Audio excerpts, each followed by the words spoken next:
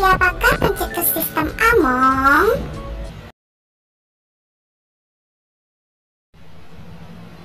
Sistem Among adalah pemikiran dari Ki Hajar Dewantara, lahir dengan nama Raden Maswardi Suryaningrat pada tanggal 2 Mei 1889. Raden Maswardi Suryaningrat merupakan cucu dari Sri Paku Alam III. Ayahnya bernama Kanjeng Pangeran Harya Suryaningrat, ibunya Raden Ayu Sandiah, buyut dari Nyi Ageng Serang, keturunan Sunan Kalijaga.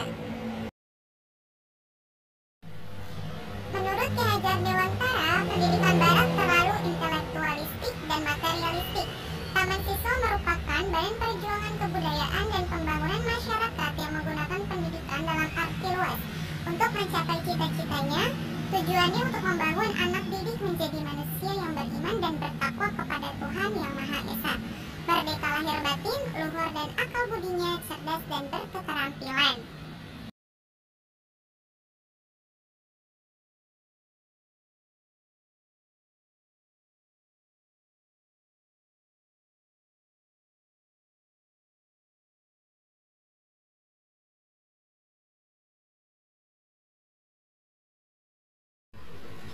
Raden Maswardi Suryaningrat lahir di Yogyakarta dan wafat pada tanggal 28 April 1959.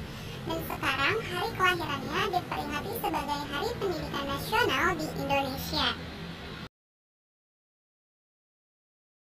Sistem Among terdiri menjadi dua kata, yaitu sistem dan among.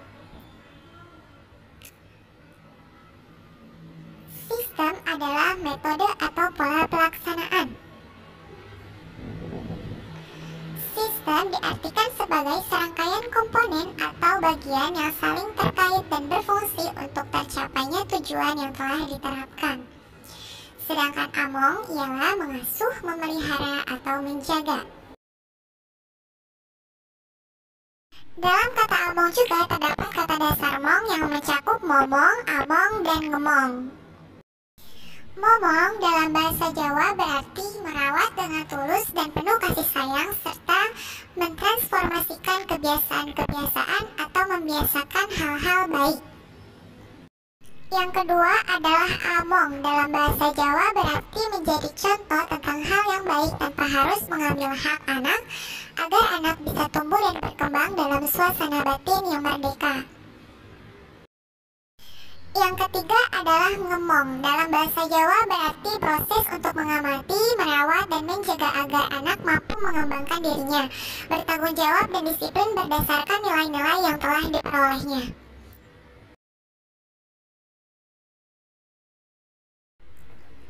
Dalam gerakan pramuka, sistem among diartikan sebagai sebuah sistem pendidikan yang dilaksanakan dengan cara memberikan kebebasan kepada peserta didik untuk dapat bergerak dan bertindak dengan leluasa. Dengan sejauh mungkin menghindari unsur-unsur perintah keharusan dan paksaan dengan maksud untuk menumbuhkan dan mengembangkan rasa percaya diri, kreativitas, dan aktivitas sesuai dengan aspirasi peserta didik. Sistem among yang dirumuskan oleh Ki Hajar Dewantara terdiri dari 3 prinsip kepemimpinan. 1. Ingarsa sungtulada, artinya di depan memberikan keteladanan. 2. Ingmadya mangun karsa, artinya di tengah-tengah memberi semangat. 3. Tuturi handayani, di belakang memberi dukungan. Maksud dan tujuan sistem among.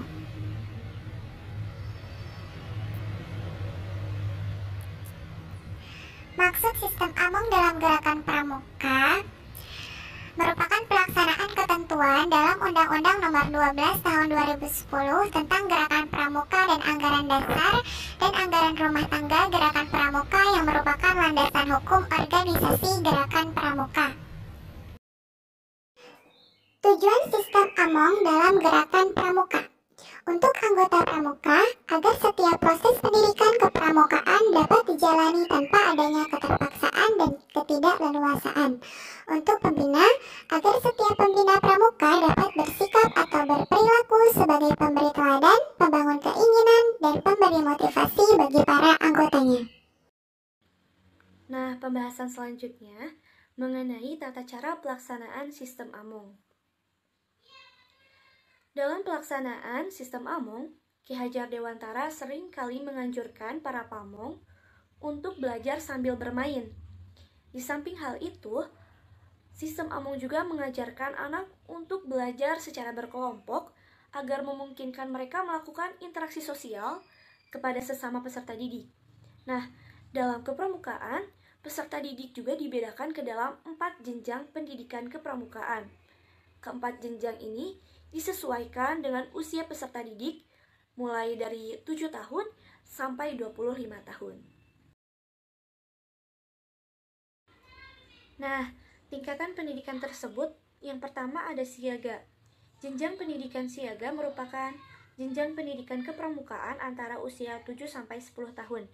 Pendidikan di jenjang ini ditentukan pada terbentuknya kepribadian, keterampilan di lingkungan keluarga melalui kegiatan belajar sambil bermain. Cara mendidik pramuka siaga dilakukan dengan penuh kasih sayang dan juga kelembutan. Dalam jenjang ini juga, pembina lebih banyak ingarsa sungtulada. Tingkatan yang kedua ada penggalang. Jenjang pendidikan pramuka penggalang merupakan peserta didik yang berusia antara 11 sampai 15 tahun. Pendidikan di jenjang ini menekankan pada terbentuknya kepribadian dan keterampilan dalam rangka mempersiapkan diri untuk terjun ke dalam kegiatan masyarakat melalui kegiatan belajar sambil melakukan. Nah, dalam jenjang ini, pembina lebih banyak melakukan ingmadya mangunkarsa. Nah, tingkatan yang ketiga ada penegak. Usia pada jenjang pramuka penegak yaitu berusia 16 sampai 20 tahun. Jenjang pendidikan pramuka pada tingkatan ini menekankan pada terbentuknya kepribadian dan keterampilan agar dapat ikut serta membangun masyarakat melalui kegiatan belajar, melakukan bekerja kelompok, dan berkompetisi. Dan dalam membina penegak, pembina juga lebih banyak bertindak sebagai tuturi handayani. Nah, tingkatan yang terakhir ada pandega.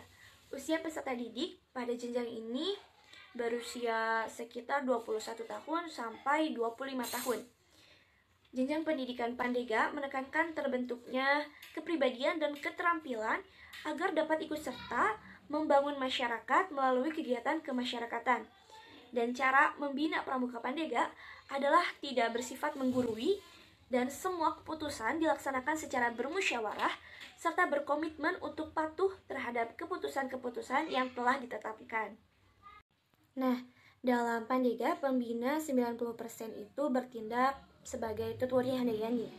Selanjutnya, apabila usia sudah lebih dari usia yang sudah ditentukan, maka termasuk golongan pramuka dewasa. Nah, sistem AMONG dalam gerakan pramuka juga membina peserta didik sesuai dengan minatnya melalui proses yang pertama ada learning by doing, belajar sambil melakukan. Yang kedua ada learning by teaching, belajar sambil mengajar. Yang ketiga ada learning to live together, belajar untuk bisa hidup bersama. Yang keempat ada learn to earn, belajar untuk mencari penghasilan.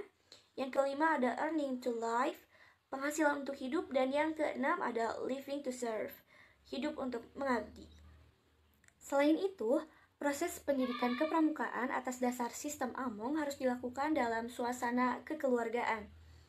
Penerapan sistem AMONG dalam gerakan pramuka tidak lain merupakan tuntutan sikap laku seorang pembina harus menjadi manusia pemberi teladan, manusia pendorong positif bagi peserta didik. Oleh karena itu, sistem AMONG mengharuskan pembina melaksanakan prinsip-prinsip kepemimpinan.